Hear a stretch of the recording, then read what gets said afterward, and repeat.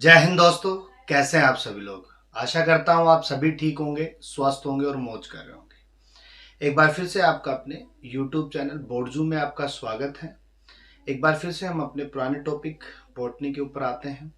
हमने एल्गी की बात कर ली थी, हमने ब्रायोफाइटा की बात कर ली, हमने टेरिडोफाइटा की बात कर ली थी, हमने जिम्नोस्पर्म की बात कर ली, फंजाइस की बात कर ली थी।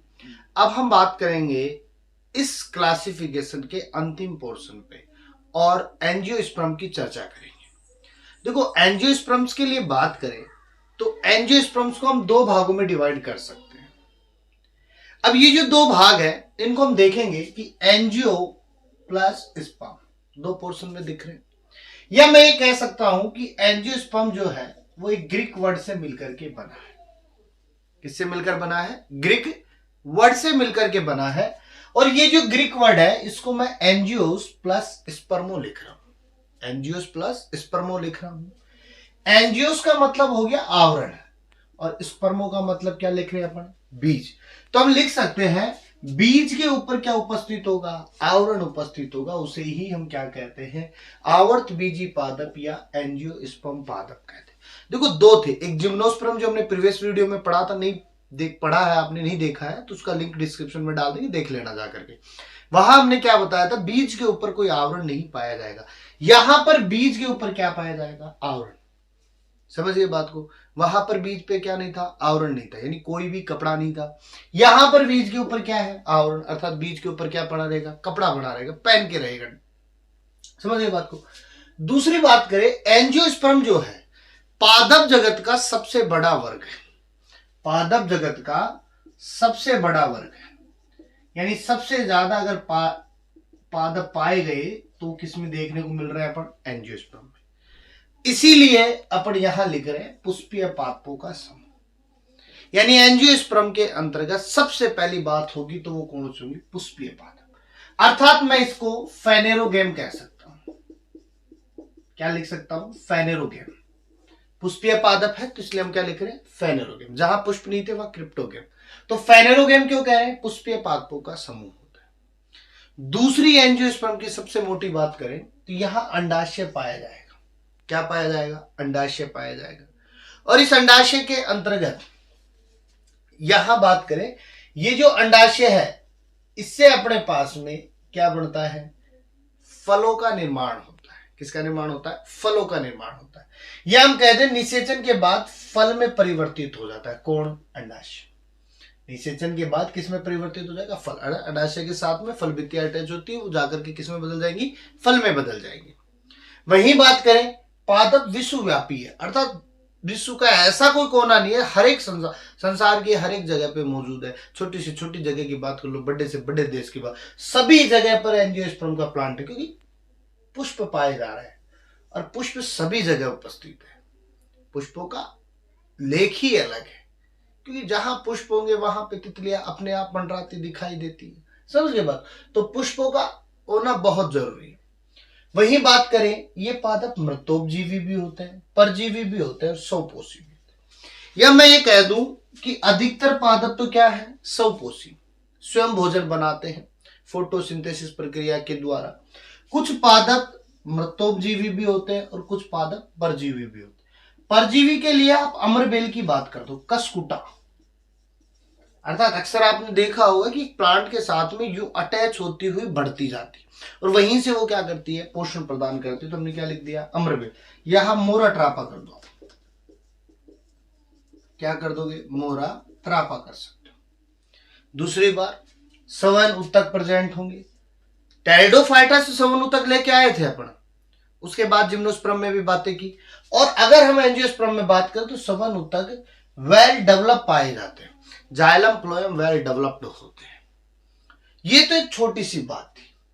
अगर मैं देखना चाहूं तो इस एंजियोस्पर्म को अपन एक दूसरे तरीके से ये भी कह सकते हैं कि ये जो एंजियोस्पर्म है ये एडवांस प्लांट है। एडवांस प्लांट है। क्यों? क्योंकि इसके अंदर अपने पास में वो समस्त चीजें पाई जाती है जो प्लांट में मौजूद है। हमने शैवालों में कुछ गायब किया, हमने ब्रायोफाइटा में कुछ गायब किया, हमने टेरिडोफाइटा में कुछ गायब किया, हमने जिम्नोस्पर्म में कुछ गायब किया, लेकिन एंजियोस्पर्म में वो सब कुछ पाया जाता है। इसलिए अपन एडवांस प्लांट कह सकते हैं। यहां हम इसको दो प्रकार देख रहे हैं, रूट और स्टेम में। अब हमें पता है रूट है और स्टेम है, दोनों को हम देख सकते हैं। रूट जो होती है वो नेगेटिव फोटोट्रोपिक होती है, नेगेटिव फोटोट्रोपिक होती है, लेकिन पॉजिटिव क्या होती है, जियोट्रोपिक। वहीं स्टेम की बात करें तो ये क्या होता है, पॉजिटिव फोटोट्रोपिक, और नेगेटिव क्या होता है, जियोट्रोपिक। अर्थात रूट जो होती है गुरुत्वाकर्षण के साथ चलती जाती है। क्या तना चलता है क्या, जबकि तना कहा जाता है ऊपर, विपरीत जाला जाता है। क्या नीचे प्रकाश है क्या, नहीं है। समझ गए बात को। इसलिए नेगेटिव फोटोट्रोपिक और पॉजिटिव फोटोट्रोपिक, पॉजिटिव जियोट्रोपिक और नेगेटिव जियोट्रोपिक। समझ गए बात को। दूसरी बात हम ये कह सकते हैं यहां पे कि ये जो एंजियोस्पर्म का प्लांट है इसके अंदर दोहरा निषेचन होता है। कौन सा निषेचन होता है, दोहरा निषेचन होता है, डबल फर्टिलाइजेशन होता है। कैसे होता है तो समझिएगा, यहां पर एक 2n स्टेज बनती है और एक 3n स्टेज बनती है। ये जो 2n स्टेज होती है इसको हम क्या लिख सकते हैं, एम्ब्रियो। क्या लिख सकते हैं, एम्ब्रियो। और ये जो 3n स्पेस होती है इसको हम लिख सकते हैं एम्ब्रियो स्पर्म, एम्ब्रियो स्पर्म। भ्रूण पोष लिख सकते हैं। ये जो भ्रूण पोष होता है ना, इस भ्रूण को क्या देता है, भोजन देने का काम करता है। समझ गए बात को। तो जब हम फर्टिलाइजेशन पढ़ेंगे तब बात करेंगे दोहरा निषेचन कैसा होता है एंजियोस्पर्म में। अभी इतना समझो कि एंजियोस्पर्म में दोहरा निषेचन पाया जाता है, एक त्रिगुणित अवस्था बनती है तो एक द्विगुणित अवस्था बनती है। समझ गए बात को। जैसा कि अपन कुछ क्वेश्चंस की बात करें तो देखो, स्टडी ऑफ एंजियोस्पर्म, तो स्टार्टिंग की जैसे लॉजी लगा दो लास्ट में, तो एंजियोस्पर्मोलॉजी क्या हो जाएगा, एंजियोस्पर्मोलॉजी। समझ गए बात को। ये देखो एंजियोस्पर्म ऐसे कैसे आ गया, अपने पास में क्या लगा दिए, लॉजी लगा दी, तो ये क्या बढ़ गया, इसकी स्टडी बन गई। फादर ऑफ एंजियोस्पर्म की बात करें तो प्रोफेसर पंचानन माहेश्वरी। प्रोफेसर पंचानन माहेश्वरी को अपन क्या कहते हैं, एंजियोस्पर्म का जनक कहते हैं। और एक बात बता दे, एंजियोस्पर्म का जनक पंचानन माहेश्वरी है, और इन्हीं पंचानन माहेश्वरी ने एम्ब्रियो के बारे में बताया था। अर्थात सबसे पहले भ्रूण के बारे में बताने वाले कौन थे, पंचानन माहेश्वरी थे। दूसरी बात, अगर आपसे पूछ लिया जाए स्मॉलेस्ट एंजियोस्पर्म, सबसे छोटा एंजियोस्पर्म कौन सा है, वुल्फिया। कौन सा है, वुल्फिया। वहीं आपसे पूछ लिया जाए सबसे लंबा एंजियोस्पर्म कौन है, ऑस्ट्रेलियन यूक्लिप्टस। कौन सा हो जाएगा, ऑस्ट्रेलियन यूक्लिप्टस, जिसकी लेंथ जो होती है, लंबाई जो होती है वो लगभग 110 मीटर के समथिंग होती है, या मैं ये कह सकता हूं 100 से 110 मीटर, अर्थात सीधा जाता है। या हम ये कहें सफेदा जो होता है ना, वही अपने पास में यूक्लिप्टस के रूप में देख सकते हैं। सफेदी की लंबाई क्या होती जाती है, ग्रोथ करती जाती है। सेम उसी प्रकार अपने पास में क्या पाया जाता है, यूक्लिप्टस पाया जाता है। समझिए बात को। इसका छोटा सा स्क्रीनशॉट लीजिए, आगे बात करेंगे। अब हम बात करते हैं एंजियोस्पर्म के डिवाइडेशन की, यानी बीजपत्र के आधार पर एंजियोस्पर्म को कितने भागों में बांट सकते हैं। तो एंजियोस्पर्म बीजपत्र के आधार पर दो भाग बनाता है, एक बीजपत्री बनाता है और एक द्विबीजपत्री, अर्थात मोनोकोट और डाइकोट। देखो सिंपल सी बात है, अगर भ्रूण में एक बीजपत्र सिंगल पोर्शन में है, अगर कुछ इस प्रकार से प्रेजेंट है तो वो तो कौन सा है, मोनोकोट। अगर द्विबीजपत्री है तो उसके अंदर कुछ इस प्रकार से दो पोर्शन दिख जाएंगे, वो कौन सा हो जाएगा, द्विबीजपत्री। समझ गए बात को। पत्तियों में समानांतर सिरा विन्यास, अर्थात पत्तियां जो होती है वो एक दूसरे के क्या होती है, समानांतर सिरा विन्यास युक्त होती है, अर्थात समानांतर होती है। पुष्प में 3 सेट पाए जाते हैं, अर्थात एक पुष्प है तो एक पत्ती, 2 पत्ती और 3 पत्ती, 3 सेट होंगे। जड़ विकसित नहीं होती है, ज्यादा विकसित नहीं होती, आसानी से उखाड़ सकते हो, ज्यादा फोर्स नहीं लगाना पड़ेगा कि हाँ दम लगा के निकाल, आराम से बहुत स्मूथली निकल। जैसे गेहूं की बात करें, गेहूं का पादप होता है उसको हम आसानी से निकाल लेते हैं। गेहूं कैसा होता है, मोनोकोट होता है, तो वहां पे जड़ें विकसित नहीं होती है, डेवलप नहीं होती है, आसानी से उनको उठा सकते हैं या निकाल सकते हैं। वहीं बात करें द्वितीयक वृद्धि अनुपस्थित होती है, अर्थात जो स्टेम होता है उसकी मोटाई नहीं बढ़ती है, ठीक है, एकदम पतला सा होता है, तो इसलिए हम वहां क्या कह रहे हैं, द्वितीयक वृद्धि नहीं होती, ओनली कैसी होती है, प्राथमिक वृद्धि। वही बात करें सवर्ण उत्तक उपस्थित होंगे, सभी में होंगे वो तो अपने पास में, लेकिन सवर्ण उत्तक कैसे होंगे, बिखरे हुए होंगे और बंद अवस्था में होंगे। है नहीं, ऐसे फैले हुए होंगे एक जगह दूसरे। उदाहरण के लिए बात करें, गेहूं की बात कर सकते हो और प्याज की बात कर सकते हो, और दोनों को कभी उखाड़ के देखना, टाइम नहीं लगेगा, बिल्कुल ऐसे उखाड़ सकते हैं। ठीक है। और खेतों में लावणी की हो तो कई बार तो जो लोग होते हैं ना, वो दांतली से काटने की बजाय उखाड़ने में लग जाते हैं। समझ रहे हो बात? क्यों? क्योंकि जड़ें तो वहां पे विकसित है ही नहीं। समझ रहे हो ना बात को? तो जड़ें विकसित नहीं है तो आसानी से उनको उखाड़ सकते हैं। अगर वही कहे कि आप डाइकोट प्लांट को उतार के दिखाओ, नहीं होते।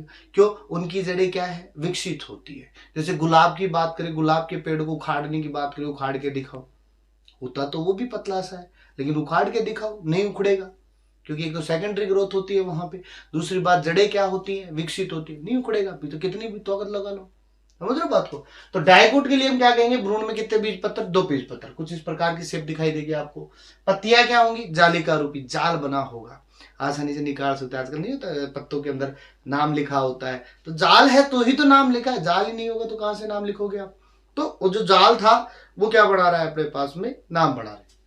यानी कुछ इस प्रकार से हम बात कर सकते हैं कि ये हमारे पास को पत्ती है, इसको हम बात, ये इस प्रकार से ऐसे ऐसे जाल जाल बनाएगा एक दूसरे से ऐसे, तो आसानी से एक एक जाल को, जाली को या ढांचे को आप निकाल सकते हो। वही बात करें पुष्पीय भाग में 4 या 5 सेट, अर्थात ये फूल है 1 पत्ती, 2 पत्ती, 3 पत्ती, 4 पत्ती, 5 पत्ती, 6 पत्ती, 7 सेट बन जाएंगे। गुलाब को देख लो ना, पत्ती ऐसे पंखुड़ियां निकाल देना। अरे अभी वैलेंटाइन डे गया है तो आराम से देख के आए होंगे, तो ऐसे पंखुड़ियां निकालते रहते हैं। जड़ें क्या होंगी? पूर्ण विकसित, तोड़ नहीं पाओगे। दूसरी बात, द्वितीयक वृद्धि भी पाई जाएगी, अर्थात तने में क्या पाई जाती है? मोटाई पाई जाती है, वृद्धि करता है। समानुतक उपस्थित होंगे, जाइलम फ्लोएम होंगे। समानुतक चक्कर में उपस्थित होंगे। किसमें होंगे? चक्कर में उपस्थित होंगे। साइकिल बना होगा, उस सर्कल के अंतर्गत क्या करेंगे? घूमते रहेंगे। उदाहरण के लिए गुलाब की बात कर सकते हो, सेब की बात कर सकते हो और नाशपाती की बात कर सकते हो। तो ये अपने पास में एंजियोस्पर्म प्लांट की बात होगी। अगर इकोनॉमिक इंपोर्टेंस की बात करें तो लकड़ियां जलाने में भी काम आती है, यानी ईंधन के रूप में काम में ले सकते हैं, औषधियों के रूप में भी काम आती है, फल भी मिलता है इनसे, ठीक है, या भोजन योग्य भी होती है। इसके अलावा चारे के रूप में भी काम में लिया जाता है। समझिए बात का। इसका एक छोटा सा स्क्रीनशॉट लीजिए, आगे बात करेंगे।